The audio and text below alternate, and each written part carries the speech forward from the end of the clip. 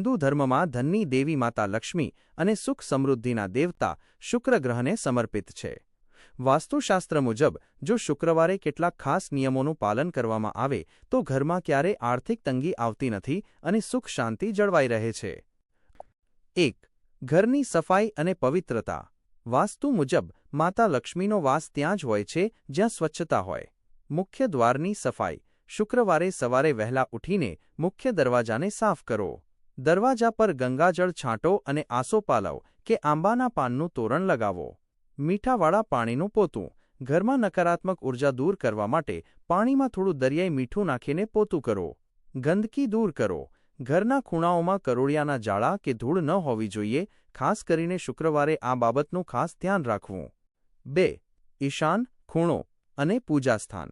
ઘરનો ઈશાન ખૂણો ઉત્તર પૂર્વ દેવતાઓનો ખૂણો ગણાય છે. ઘીનો દીવો. શુક્રવારે સાંજે ઘરના મંદિરમાં અને તુલસી ક્યારે ગાયના ઘીનો દીવો પ્રગટાવો. દીવામાં રૂની દિવેટની જગ્યાએ લાલ દોરા નાડાછડીનો ઉપયોગ કરવો શુભ મનાય છે. શ્રીયંત્રની સ્થાપના. જો તમારા ઘરમાં શ્રીયંત્ર નથી તો શુક્રવારે તેની સ્થાપના કરવી શ્રેષ્ઠ છે. તેના પર ગુલાબનું ફૂલ અર્પણ કરો. શંખનો ઉપયોગ.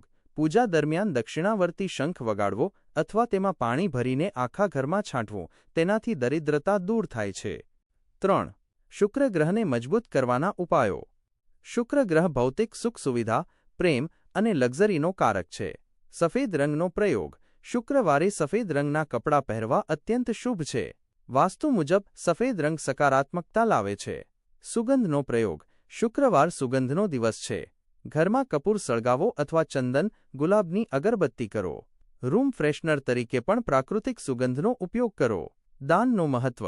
શુક્રવારે સફેદ વસ્તુઓ જેવી કે ખાંડ, ચોખા, દૂધ, દહીં અથવા સફેદ વસ્ત્રોનું દાન કરવાથી શુક્ર દોષ દૂર થાય છે.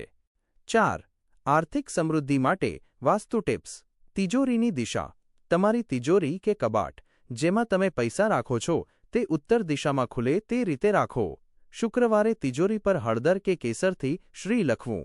કમળનું ફૂલ. માતા લક્ષ્મીને કમળનું ફૂલ અતિ પ્રિય છે.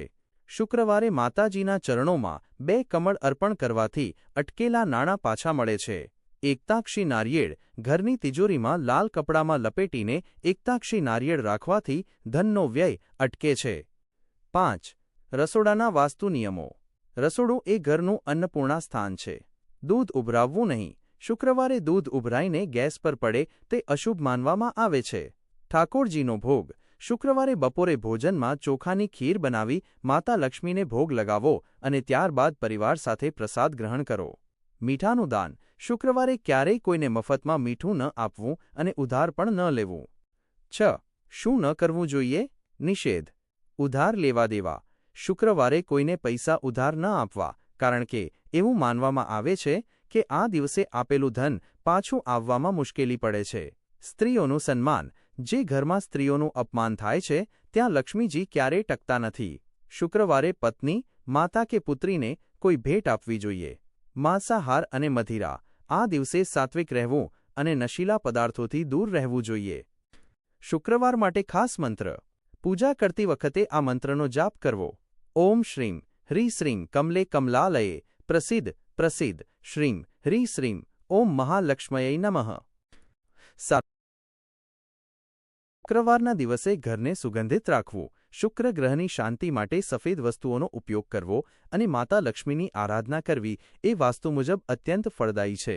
આ નાના ફેરફારો તમારા જીવનમાં આર્થિક ઉન્નતિ લાવી શકે છે.